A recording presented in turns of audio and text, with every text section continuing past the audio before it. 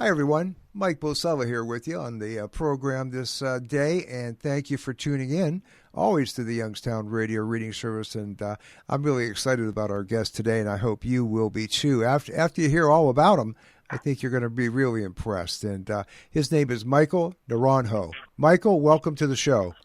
Thank you very much for having me. Well, thank you very much for sharing your talent with the city of Youngstown at the Youngstown Institute of Butler Art, or the Butler Art Institute. I got it backwards. But anyway, I want to talk a little bit about how we put this together. Michael Naranjo is a very famous artist, does sculpture work, and he had an exhibit. It was in all the papers around here in Youngstown, of course, the Vindicator and Tribune Chronicle of Warren. And it promoted him. He was here for the summer. I think you were here from May to about the middle of September. Wasn't that right, Michael? The pieces were there. The sculptures were there. Yeah. And I was there in person sometime in early July. Oh, was it early? Yeah, early July? Okay. I'm sorry I missed it. I would have loved to meet you in person. But we were so impressed when we heard about it. We finally put a little trip together. I think there was 5 of us, 5 people who are blind, and Mike Muter, that's our boss here at the service. And we went down in mid-September toward the end of the exhibition of your artwork. And, boy, we had the best time. We had some other friends come that were sighted, and they really enjoyed it, too. But I want to talk about your story. Do you mind talking about it? I think, were you born in 1944? I was born in 1944, yes. Okay. So that makes you 80, obviously. As you said, you just recently turned 80. But correct. I want to ask you, when did you get drafted into the Army in the mid-'60s? I was drafted in 1967, in June of 1967. Yes. And into the U.S. Army, yes. U.S. Army, okay. And what, you went to basic training and then you were sent to Vietnam? Can you just take it from there and tell us your story and what happened to you? What dramatically changed your life? Okay. At 22, I was drafted. I ended up in Fort Bliss, Texas, for basic training. Then I went to Fort Knox, to Fort Polk, Louisiana, for advanced infantry training, then to Fort Polk, Louisiana, where I learned how to drive APCs and small Sherman tanks, and half of the platoon there was sent to Germany, and the other half went to Vietnam, and I ended up in Vietnam in late November of that year. And I ended up flew into Long Binh Airport, province, and ended up at my station base was the old French fort. It was right along the shores of the China Sea. And there were no roads into that base, so anytime we went anywhere, we had to get in a chopper and be flown out into the jungle to look for Viet Cong, and that was pretty much on a daily basis. So it was a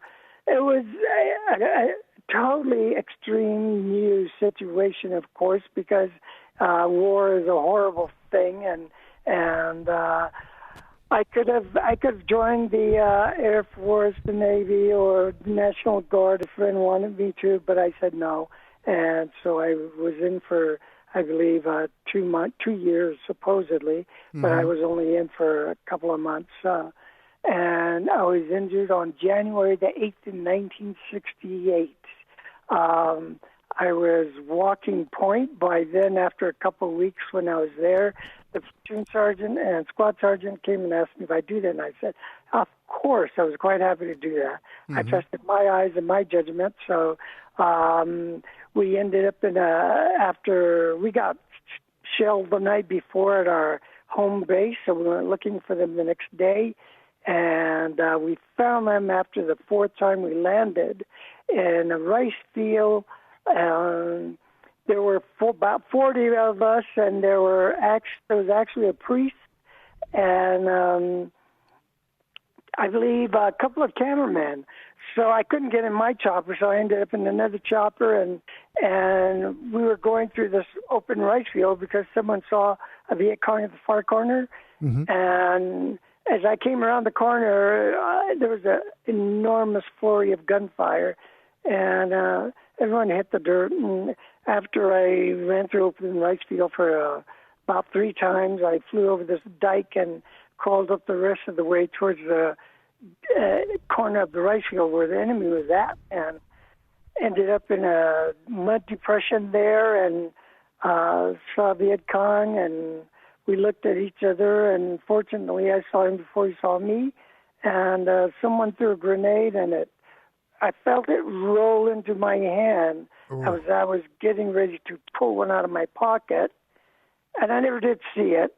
I was going to rush it away from me, and as I turned towards it to find it, it exploded, and that was the last time that I saw the light of day. So after that, I ended up in on a poncho when 4 guys ran me through the jungle and threw me into medevac, and ended up at the 24th Evacuation Hospital. Spent 2 weeks there, a couple of months in Japan, then I ended up in the General Hospital in Denver. And then from there, I went to the Western Blind Rehabilitation. And then from there, I ended up out at a home. But by then, I already knew what I wanted to do, because I discovered what I always wanted to do was become a sculptor. And in Japan, I had asked for some clay laying there in a bed when I couldn't get up, when I was having a lot of surgery, and discovered I could still make something with one hand, because my right hand was tied down and my left hand was free, somewhat injured, but I could still use it. And I couldn't see anymore at that point.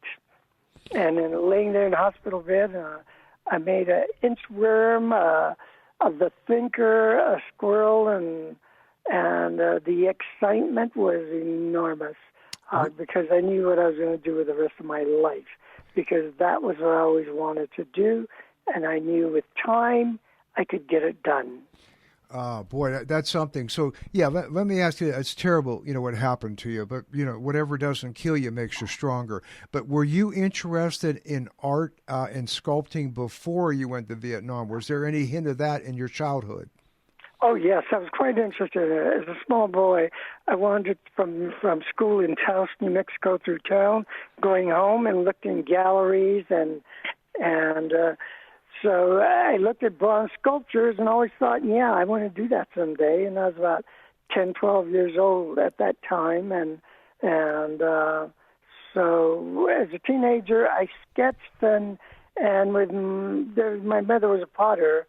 And so I'd take her clay and make small sculptures, because my brother and I did a great deal of hunting, fishing, and of course, just all the things you see in your life, which interest you, which in later years I put into 3-dimensional works of art. Mm-hmm. So, yeah, you would do all that in New Mexico, right? You grew up in New Mexico.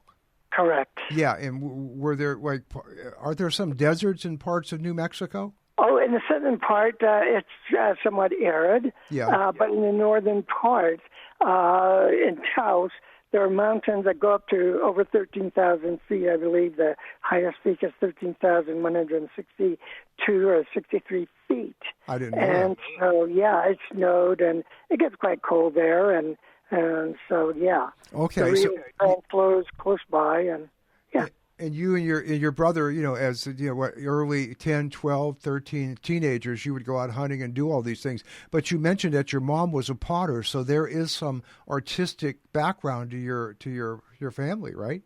Oh yeah, she did that, and I would help her mix her clay, and I get to play with the clay. But I would get up at night and sketch in my bedroom as a teenager, and I took art classes in college, and then in 1967, in June, I received a letter that said, "Greetings, I was drafted." So I ended up in Fort Bliss, Texas.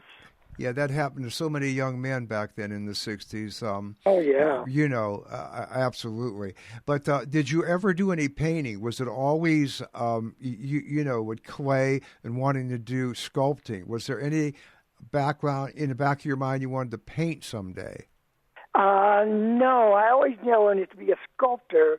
But, of course, if you're dealing with art, in any situation like that, dealing with not the performing arts, but I guess the arts, the painting, sculpture, things like that, you do sketch. So I did sketch. Yes. I did do a couple of watercolors, and I made one oil painting. And our daughters, we have two daughters, and our daughter has, one of them has oil painting, the other one has the watercolor, and so, but that's what survived I gotcha. from that time period. Now, let me ask you this. So when you were in the rehabilitation center, you were dabbling, you were doing some clay and working on things, and you said there was such a great reaction. Was that the staff and the teachers? Everybody said, this guy's got talent. Is that no, when you... No? No, I knew what I wanted to do, and it was after I returned to home that I lived with my parents for 3 months in Taos, and I knew I couldn't survive because of too much TLC, so I moved to Santa Fe, which was 90 miles south of Taos. Yes. And which is quite an art colony also. And I knew what I wanted to create sculptures and talk to other artists about how they went about it in creating bronze. So that way I started sculpting in wax, and eventually made enough pieces when I thought I was good enough to have something cast.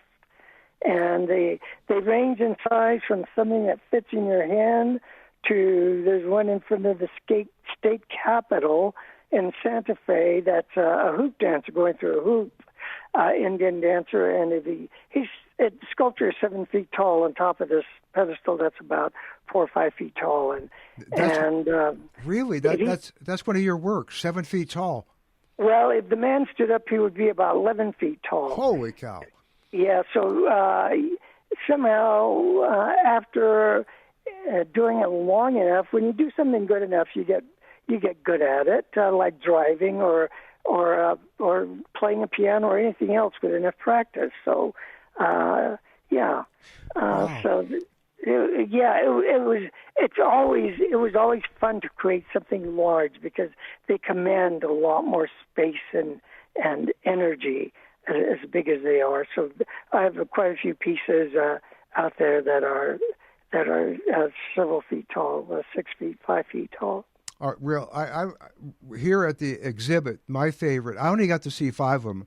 I have a bad back, so I thought I couldn't walk up the steps. And here they told me there was an elevator to go up to the second floor. I was so embarrassed. I thought, why didn't somebody tell me? But anyway, I like the hunter with the bow and arrow and quiver. That was incredible to me. I just really love that one. That's nice. Yeah, that was my favorite. We had about 5 or 6 on the first floor that we got the feel. And thank you for letting us feel it. Some people, won't let you feel it, but you being blind yourself said, well, this makes no sense if you can't let another blind person feel my work. Oh, absolutely.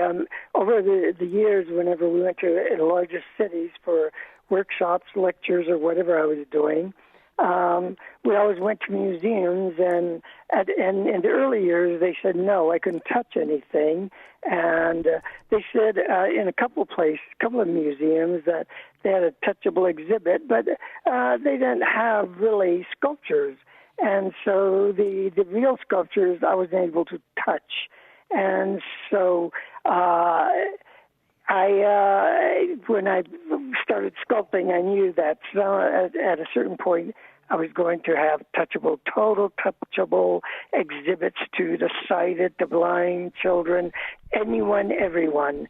And the first one I had was in Indianapolis about 30-some years ago. Mm-hmm. And when COVID just started, I had another touchable exhibit there and one in Taos. So I've had exhibits in this country and a few in other countries, and so it's you're world famous, correct? Well, I don't know about that, but I gave a piece to the Pope. We had a papal audience, and we had met a couple of presidents and gave one of the presidents a sculpture many years ago. And I had a scaffolding built to touch Michelangelo's David in Italy, in Florence at the Academy Gallery. And on the day the Louvre was closed, they allowed me to touch sculptures there, which was just amazing. So I've been extremely fortunate in being able to do that. But it was more difficult in this country. Over there, they love their sculptors. Here, I had to fight a little bit to get it done. And my wife is absolutely amazing. She'd write letters before we went to a museum, which of course increased the possibilities of me being able to look at pieces. And that's, I guess, because it was my profession. Yes. And we'd, of course, send information, photographs, and articles and whatever to let them know that that's what I did as a profession. And so it made it much easier. Yeah. Oh, absolutely. You know, you guys were a great team, I gather, right? How long have you been married, Michael, if I may ask? Oh, we've been married 46 years. 46? Okay. Yes. Now, right after, you had your accident and went blind and lost your hand eventually, when you were in the rehab center, when did you come up with your little pamphlet that described where you talked about the thing about Helen Keller, what she said, if you don't have a vision? Can you repeat that? When did that come to you to say that? I mean, I missed that. And can you repeat that, please? Yes. Well, when you talk about you're lost, if you may be blind, but if you don't have a vision, it's in your pamphlet that they pass out at the Butler, and you talked about this vision, and I guess your vision was that I am going to be an artist. I'm not going to give up. Well, yeah. First, let me say everyone at the Butler, Susie, was just absolutely amazing. A beautiful museum. I was so happy to see the pieces there, and they did an amazing job of displaying them. And we used to tell our daughters when they were young, if you don't ask, you don't know. But it doesn't stop there. If you don't try, you don't succeed. And it's okay to fail. No one ever wins every time. But if you don't try, you don't get there. So with that and with your attitude of the possibilities that exist out there, going out there with a positive attitude, I believe life becomes much better, and also being able to focus.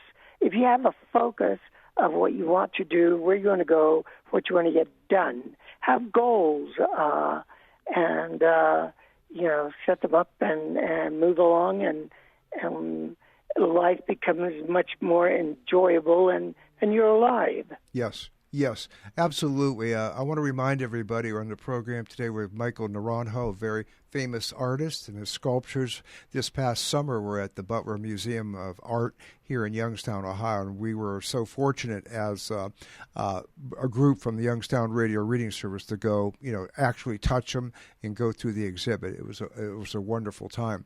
Hey, just to share a little story about myself, I always wanted to be a lawyer, and I went to undergraduate school, and I didn't get accepted at the one law school I wanted to, but I could have went to another school, and I was so stubborn, and I didn't take the opportunity. Who knows? I might have flunked out of the other one too. I don't know. But they didn't think it was Ohio State University, a really big law school, and they fought me on it that they wouldn't be able to teach me or whatever. I wouldn't be able to keep up. Anyway, I let that hurt me for a couple of years. But when I went back home, it was in Columbus. I went back to Youngstown in Ohio, and with the support of my family and friends, I got into this business of radio. I've been in it since 1979. And I'll tell you what, I was so thankful. But you're right. I was kind of like feeling sorry for myself. I didn't get what I wanted all the time. And, people talked to me, and I said, well, I'll try it. And I'll tell you what, it worked out well for me. It's been a modest career, but I've enjoyed every minute of getting to talk to people like you, doing these interview shows, dealing with volunteers that come and read our material. They read all our material, Michael, and we get to know them, and they're just great people. So I couldn't ask for a better thing for the last 55 years, if my arithmetic is right. It's just been a wonderful, or 45 years, I should say. So it's been a great ride for me. And I was a little stubborn there at the beginning. I was going to give up, but thanks to family and good friends that didn't let me fail, and I went on. All right. Yeah. So you're right. Yeah, that's. Are any of your children, any of your daughters artists? Our older daughter is making a documentary of my work. It should be sometime out in the next few months, I guess several months or so. That's right. Within a year. And then our younger ones can sketch, and our older one was played the harp. So in their own way, but they're. Our oldest daughter was a TV producer for a program, and our younger daughter deals with she's a behavioral therapist and deals with mentally and physically challenged adults. So it's living. It's the sun rises, we get out there, we want to live. You go out there and do things. Absolutely. Absolutely. Hey, going back to the Pope, was that Pope Francis that you gave the sculpture to? No, it was John Paul II. John Paul II. Wow. Yes, it was back in 19. Oh my goodness! I'd have to ask my wife. She can look at all this information. But it was in. Probably in the 80s, 1980s.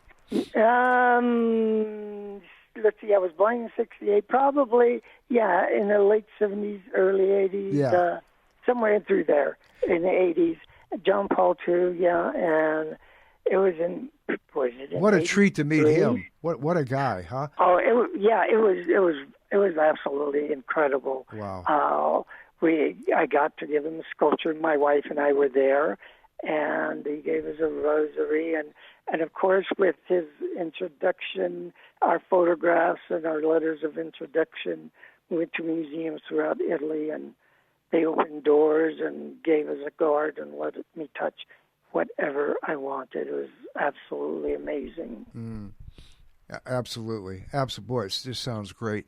I'm going to go back. We're talking with Michael Naranjo, artist that was recently here in the summer. His work is just incredible, sculptures at the Butler Museum of American Art.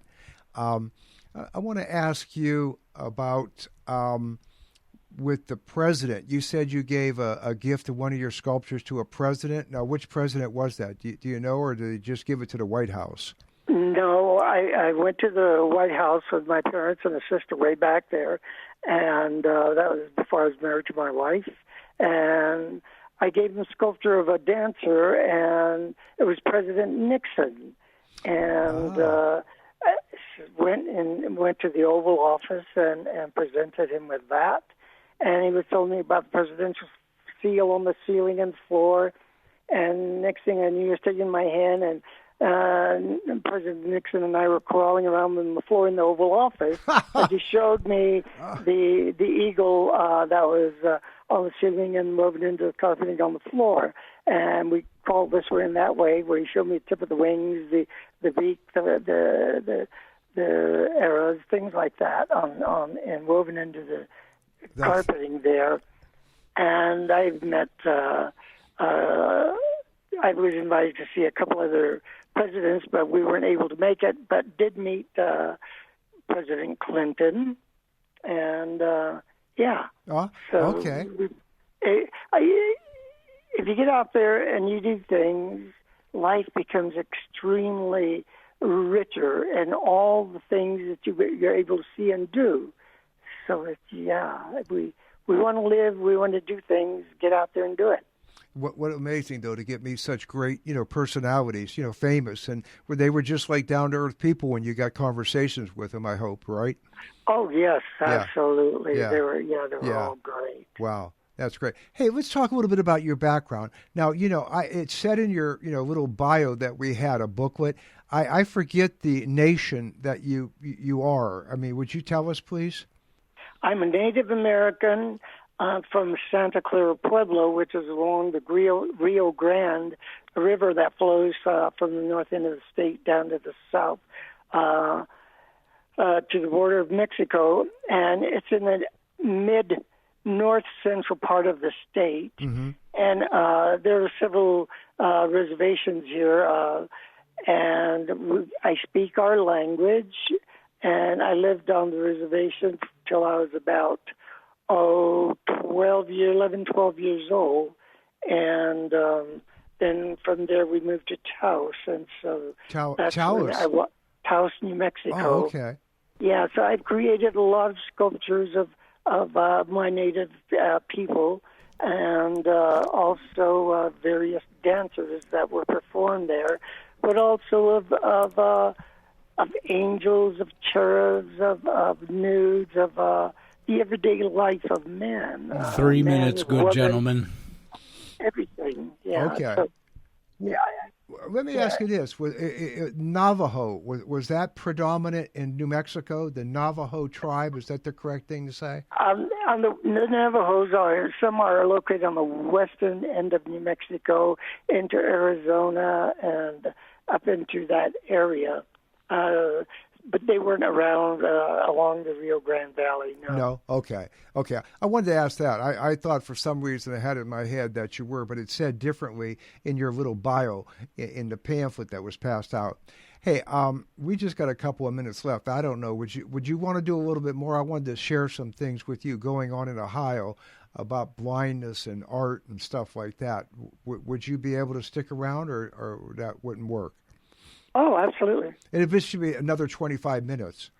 Okay. All right, then let me sign us off, and you stand by, please. Okay. We're talking with Michael Naranjo. I'm enjoying myself very, very much, folks, and I hope you are too. I know you are. This gentleman's very, very, it's just incredible how he's turned something terrible, blindness and losing a hand, into a beautiful thing with his artwork, and he's just a lucky man, and he shares that story with us. Folks, we're back. Mike Bosela here with you with the program today. I hope you enjoyed part one. I know you did. I did. And we're going to go on with our guest, Michael Naranjo, artist, whose exhibit at the Butler this past summer, I think, July? I don't know, May, June to September around. I'm close with the dates. But it was a very successful exhibition. And a lot of people in the Mahoning Valley got to experience his artwork in the form of sculptures, and just absolutely incredible. And yours truly and 4 other blind people from the Youngstown Radio Reading Service were taken down to the museum with Mike Muter, thanks to Mike, and we just had a great time. We had a couple other people down there too, and everybody was just so amazed and just overwhelmed by the great detail in these sculptures. Michael is a sculptor, and his artwork, as I said, has been there. We had many exhibitions, many his artwork is what I want to say, and I felt it, and the detail was so incredible, Michael. I mean, how does that happen with just years and years of work that you've been able to hone your talent? It does take years, and it takes a lot of practice and determination, and as I said before, positive attitude of the possibilities of what can get done if you have passion and stick to it, and don't always take no for an answer, and if you love it and enjoy it, then why not? Yeah. Yeah, absolutely. Pretty wise words on your part.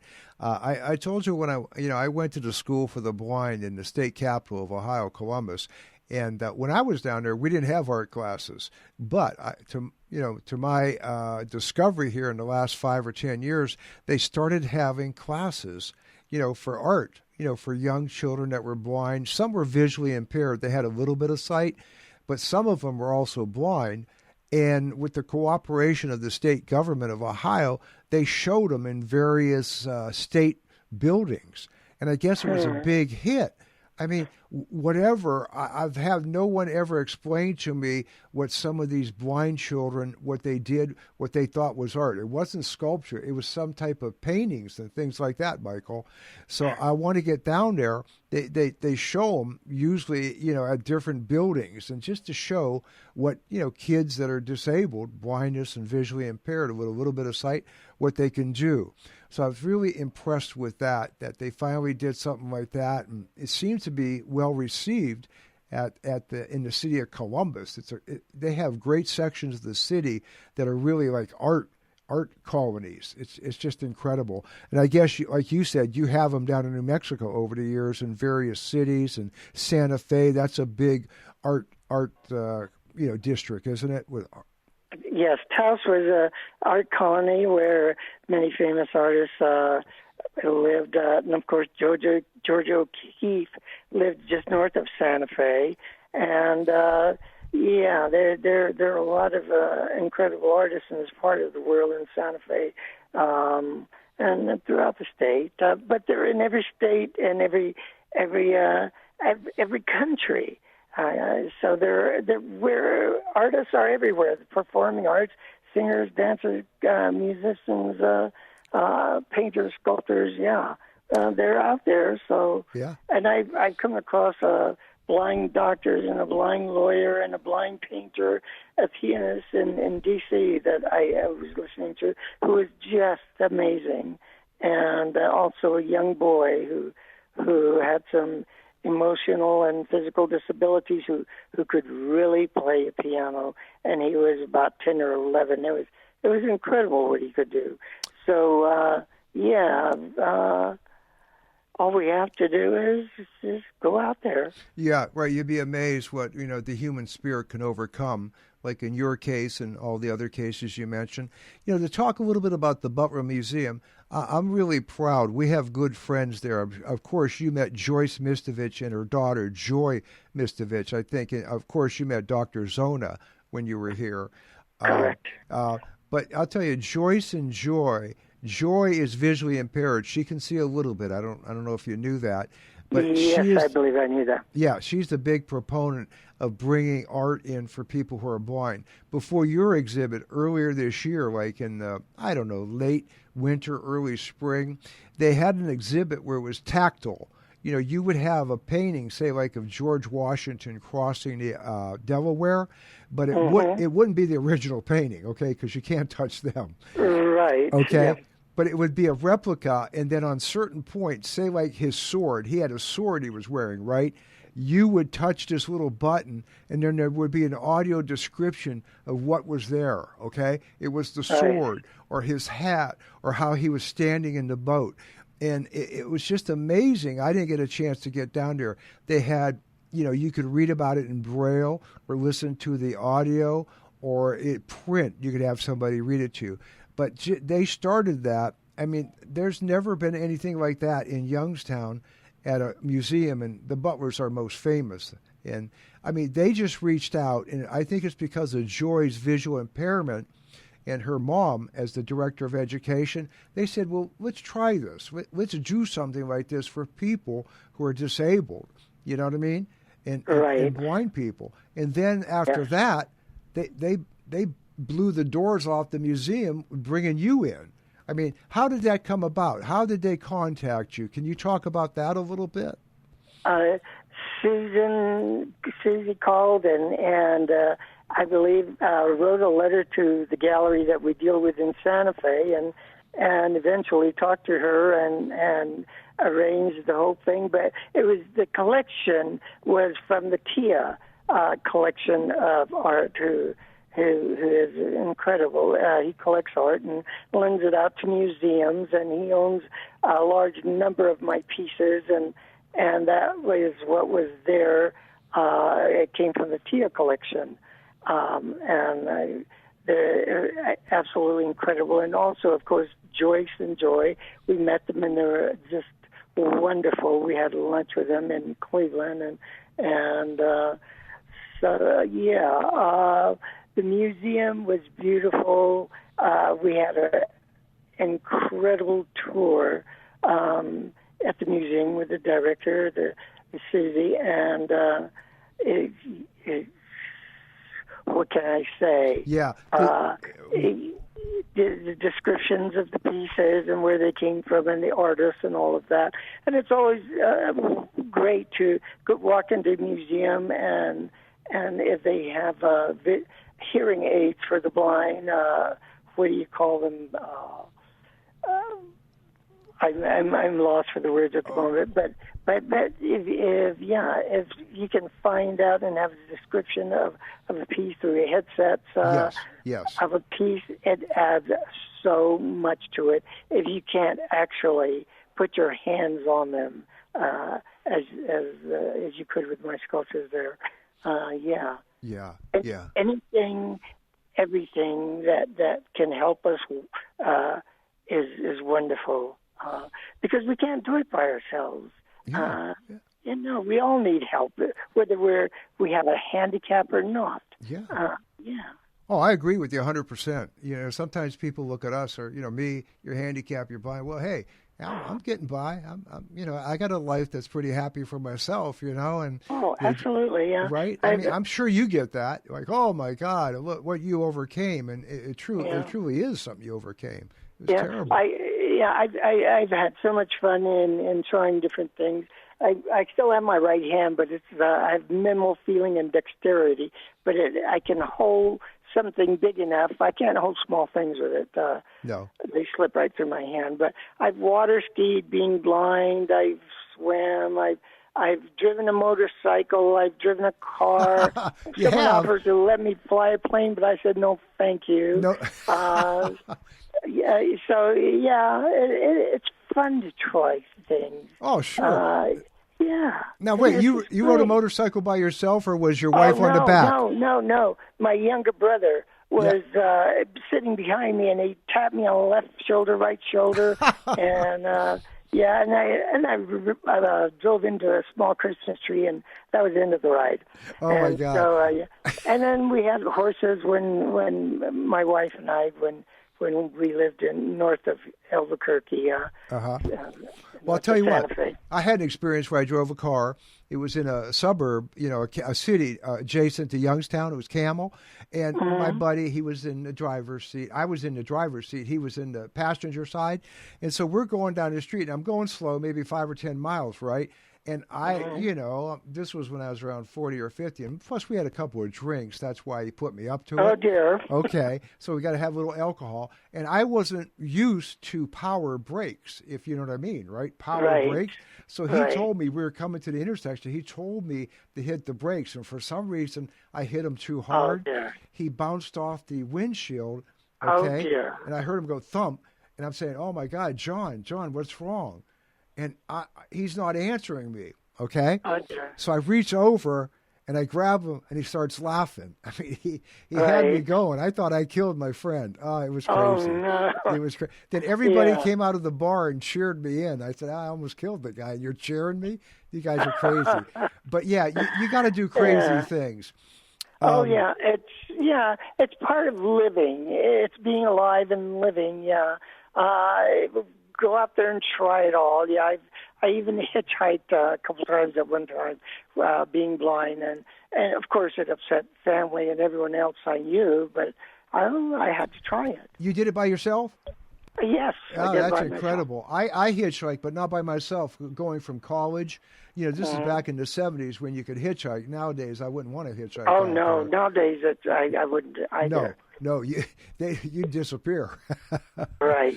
But anyway, we're talking with Michael Naranjo, talking about his life and his wonderful gift that he gives to the world, and how he's turned something so terrible in his life, blindness from the war in Vietnam. But it didn't seem like he missed a step. I mean, this guy seems like he was just full of enthusiasm and positive thoughts, even when he was young, before he had his accident. I mean, you never look back and say, why did I have to get drafted? I mean, a lot of young men said that back then, and it was a terrible war. It really was. I mean, on both sides. But you survived it, and I think it was your personality that you had beforehand that helped you, and your family, don't you think? Oh, a little bit of everything. All the people around any individual can help us get wherever we want to go. Yep. Yeah, it's just we need people. Absolutely. Hey, here's something off the wall. You said you Taos, New Mexico. Correct. I don't know if you remember a TV show from the 70s. This is corny on my part. It was called McCloud, and Dennis Weaver played like a deputy sheriff or a sheriff from Taos, New Mexico. Wouldn't it be cool to do a sculpture of him if he's still alive? Make a sculpture of anyone, I guess. I don't remember that show for some reason. Yeah, it was a revolving show. Like, they have a different character every week. McMillan and wife and Sheriff, Dennis Weaver, but I forget his name in the show. Do you remember, Larry? I don't think Larry's listening, but that's all right. McCloud was his name. That was the name of the show. But yeah, it was in the early 70s. You were busy doing sculptures. You weren't being lazy like me. Oh, I don't remember quite where I was at in the early 70s. Busy running around in the mountains and wherever else I was, yeah. Yeah. Sounds like you've been all over the world. Is that true? We've traveled to many countries, and often we took our daughters with us, and had exhibits and did workshops and gave lectures. And so, the sculpture, the artwork has opened many doors for us in being able to have new experiences in life. Well, talk about your daughter who's doing the documentary on it. Where are we going to be able to hear it? In our case, the blind, but for all the people sighted, where are they going to be able to see it? It isn't out there yet. She's entering it in different things and seeing what happens. At the moment, she just finished it. But if you go to dreamtouchbelieve.com, you can get a what do they call it? A sizzle reel of it, of the documentary. Okay. Dreamtouchbelieve.com. Dreamtouchbelieve.com. Dreamtouchbelieve.com. Okay. Correct. Okay. Believe it. That's great. Yeah, that's really exciting. If that really turns into something very popular, how long is it going to be? Does she have any idea? I've seen it a few times as she over the last year or so as she's getting close to finishing it, and saw the finished product here a few weeks ago, and it's about an hour and 19 minutes, I believe.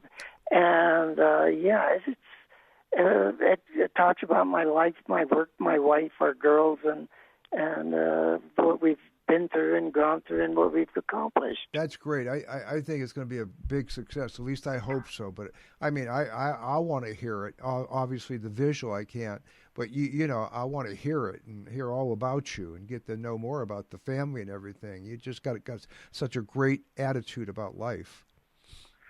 Oh, well, I want to live, and as long as the sun comes up and it's shining, I want to be in it. Right, and because we all know what's going to happen at the end, right? Well, yeah, till the sun doesn't rise anymore, yeah, and then we have no choice. I guess. Now I'll tell you what, you sound great for 80. You really sound. You're young at heart, aren't you? I don't know, but here I am, and I'm just going along through life as it comes along, and taking it whatever it is. And I really don't have any desire to see anymore. I'm very happy being blind. I don't want to see. I have a wonderful life, children. I hear what you're saying. That's true with me, too. Sometimes I think, if I hear somebody, I wonder what they look like with my visual memory. But I don't really, want the sight back like it. I'm not looking for an operation. My retinas have been detached so long. It's not going to happen. But you're right. I'm at peace with that. I accepted it through my family and good friends. I have a friend who's a priest, and he's really helped me in my life. He's been a great friend. Oh, but you're right. I'm at peace. I'm good. Yeah. I'm good. Yeah. Yeah, if we get involved and do things, and if we work at it, then life is wonderful, regardless of any disability, I believe, because it is what it is, and you move on. Yes, absolutely. I agree. I work one day a week here, Michael, and I love coming here, and I just love the people I work with. Other people are just a great crew of people. And as I told you, the volunteers are just really the salt of the earth that come here and read and do stuff that they do. It's really great. incredible. Hey, I wanted to get back to the Butler. It's because of Joy and Joyce. They started this looking into different ways of art to be appreciated by disabled people. As I told you, with the tactile system where they would describe the painting, but it would have a replica of the painting they want to describe to you with touch panels on it that you could touch, and it would tell you about each individual portion of the painting. But then they come and bring you. So I can't wait to see what next they're going to bring. Did you give them any ideas about any other artists who are disabled that you want to be promoted? Any ideas like that? I'm not sure. There is an artist somewhere in Texas who paints that I've come across, and of course they're musicians, different musicians, and oh my goodness, artists. I don't know. No? Just whatever you find out there, and if you search, you're going to find them with the internet nowadays. It's amazing what's out there, and it's easy to find, discover, and at hand, and it's interesting what you come across. Absolutely. Hey, before we go, I want to tell you that we were so impressed with your work, and we, with a group of friends, are going to purchase one of your sculptures, something on a smaller scale, that we can afford, and we're going to debut it and have it up here at the Youngstown area Goodwill Industries, and I'm sure we're going to have it somewhere in the front entrance, protected behind glass or something, but just so people can see it and have a little bio there who did it, you. And just to show what people who are blind can do. I mean, I think they're going to be totally flipped out about it. Like, what? A blind guy did this? The detail on it is so beautiful. I'm not sure which one we're going to get yet because there's some good friends of ours working on that. And Joy and Joyce are included on that. Joy's really been a good friend. She's on our board of directors, Michael, and she is all for inclusiveness and everything for people that are blind. She wants them in every facet of life. She is really a great, advocate for people who are blind and visually impaired. Oh, yes. Yes, she was absolutely wonderful, and as well as Joy, and and I am honored that you're working on that, and to have a peace of mind there would be just absolutely incredible. Yep. So I thought it'd be a great idea, and just to show people what can be done.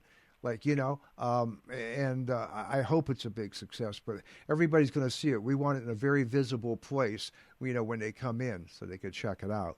But great. I'll be excited to find out what piece it is. But anyway, Michael, anything you want to share with us? I don't know how much time I got left. Larry? I think he left the control room. No, you got about 7 minutes. Okay. We got about 5 to 7 minutes, Michael. Anything you want to give us words of wisdom aside from your great outlook on life? I mean, I don't think, even if you didn't, go blind with your accident in Vietnam, I think you would have, been a famous sculptor anyway. What do you think about that? Do you ever think about that? Thank you for saying that. That's nice of you to say that. But I believe that if we go on with whatever interests us, and if we have passion and the right attitude and love for it, and if you nourish it, then the possibilities are incredible as to what can be done and what we can accomplish. And don't be afraid to fail, because who doesn't? And try again, and who knows where we can end up doing whatever we try to do. And all the wonderful people that we come across, as my wife and daughters and I have come across over the years, and memories, wonderful memories of time, and only who knows what's lying in the future as to what can be done and where we end up and what we're able to experience. Experience is just beautiful. Yes. Yes. Hey, let me ask you about your daughters. One must be a movie maker. She's making a documentary about you. And is that her background, arts and film from school, or what?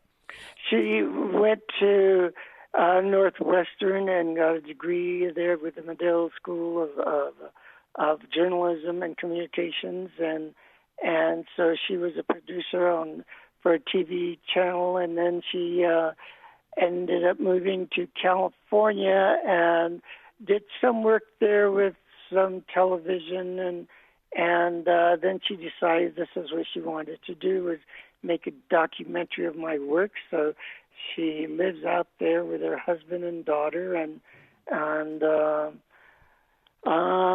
great. this is what she's doing, and she's just about got it done after 7 years of working at it. So things don't always happen in a moment, in an instant, today or tomorrow. Some things just take a while to get done, as her documentary and as my work and getting here. Yeah. It's just life. Things just take time. Yeah, and I'm sure, you mentioned your wife, how great you've always been together on this. She's a great partner, and just did she have a career, or she just she was a nurse many years ago and a practitioner, but she gave those licenses up a number of years ago, and so she does all the work that most artists don't want to do, which is write letters, set up shows, and arrange everything, and answer phones, and contact people, and write letters. She's absolutely incredible. Without her, life would have been quite a bit different. And my wife is absolutely amazing. That's great. She's a wonderful mother, the mommy bus, and all the other things that she's done. I'm sure she kept you in good health too. You said she was a nurse and a practitioner. Oh my goodness, she's without her, I don't know where I would be. The only reason I'm quite happy is because she's taking such good care of me. There you go. What a great endorsement. And plus, you don't have to pay the doctor bill with her, right? Oh, no. Well, no. She gives out good advice, and our daughters will call her when even their friends need advice. They ask our daughters, and they call Lori, and yeah. But technology and medicine, it moves along as everything else does, and so new things come up that So 3 minutes, gentlemen. Absolutely. We come to that's Larry talking, and we come to the end of the program. I want to thank you, excuse me, for taking some time out of your day, this hour. And I really enjoyed hearing you talk, and just it's in your voice, your love for life, and experiencing everything. As you said, experience as much as you can. It sounds like you've been blessed through your talent to go all places in the world. Got to meet such famous people, the Pope John Paul II, just an incredible Pope, Richard Nixon.